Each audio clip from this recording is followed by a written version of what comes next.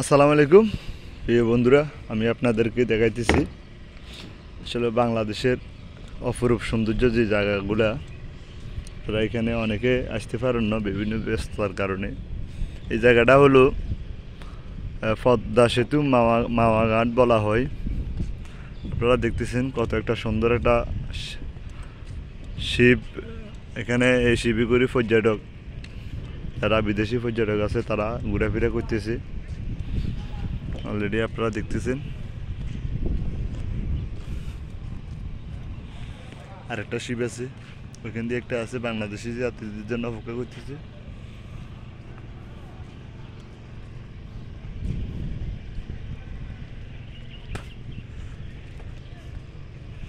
দেখতে আসলে জাহাজটা অনেক সুন্দর।